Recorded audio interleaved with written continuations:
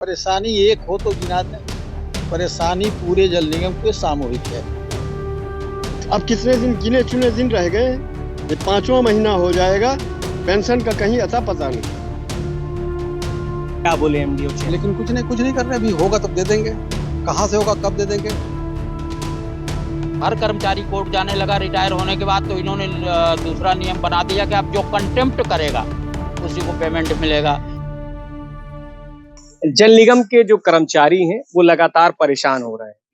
लगभग 5 महीने हो गए हैं। जो रिटायर हो चुके हैं उनको पेंशन नहीं मिल रही है और जो काम कर रहे हैं उनको तनख्वाह नहीं मिल रही है। घर चलाने में परेशानी हो रही है। सैकड़ों लोग यहाँ पर हमारे साथ इकट्ठा हैं। देख सकते हैं कि जिस तरीके से लगातार जल निगम दावे करता है कि काम कराने के और जो भी कर्मचारी उनको पैसे देने के और जो भी रिटायर हो चुके उनको पेंशन देने के, लेकिन जो भी यहाँ पर लोग खड़े हैं आप देख सकते हैं कि किस तरीके से ये लोग परेशान हैं। जिस विभाग में जिंदगी खपा दी, पूरा काम मेहनत और ईमानदारी से किया, जब जरूरत पड़ी तब हाजिर रहे, उस विभाग से रिटायर होने के बाद सोचा नहीं था कि अपनी मेहनत का पैसा लेने के लिए ठोकरें खानी पड़ेंगी। अधिकारी लोग अपनी जिम्मेदारी से बचने के लिए टहलाते रहेंगे और तो और कोर्ट के आदेश भी जल निगम की अव्यवस्थाओं के बोझ के नीचे दब जाएंगे। परेशानी एक हो तो गिना दें। परेशानी पूरे जल निगम के सामूहिक है। न तो रिटायरल ड्यूज किसी के मिल रहे हैं, उसमें पेंशन भी है, उसमें ग्रेच्युटी भी है, उसमें नकदीकरण भी है। यहाँ तक कि जो एक मेडिकल की सुविधा थोड़ी सरकारी अस्पताल की थी वो भी हमारे यहाँ बंद कर दी गई। दूसरी चीज वर्किंग क्लास है, उसको भी यही परेशानी है, तनख्वाह की और पेंशन की। किसी एक कर्मी का दर्द हो तो छोड़ भी दो, ये कहानी तो कई रिटायर कर्मियों की है।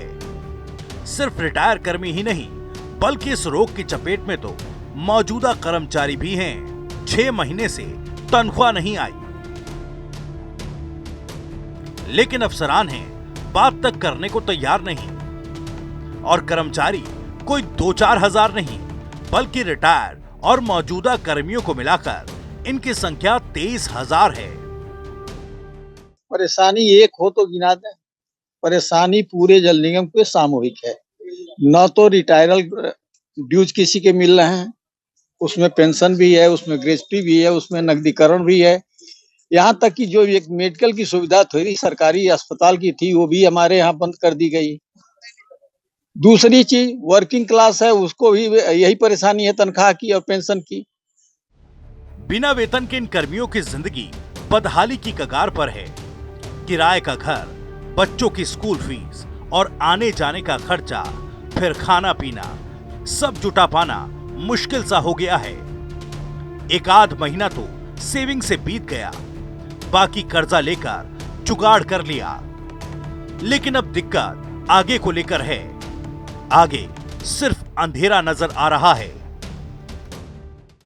परेशान है पूरा जल निगम वर्ग। अभी मैं जुलाई 2017 में रिटायर हुआ था, अभी तक न तो ग्रेच्युटी मिली है न नकदीकरण मिला है। और ये अभी आज 22 तारीख है।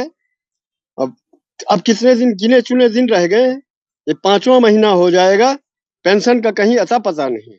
कैसे हम लोग अपनी घर गृहस्थी चला रहे हैं। आपको जो ग्रेच्युटी है वो नहीं मिली, अभी 4 साल होने वाले हैं। जी हाँ, 4 साल क्यों, 5 साल हो गए। 5 साल लगभग, ये महीना जाए तो 5 महीने हो जाएंगे। 5 साल 5 महीने। निगम की आर्थिक सेहत खराब है, इसलिए हाथ तंग है।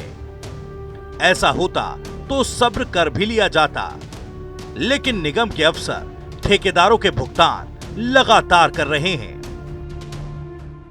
जिस दिन से जी पटनायक को यहाँ तैनात किया गया है अध्यक्ष, तब से लेकर आज तक कितने मुकदमे हुए और कितना पैसा व्यय हुआ, जरा उसकी जांच करा ली जाए।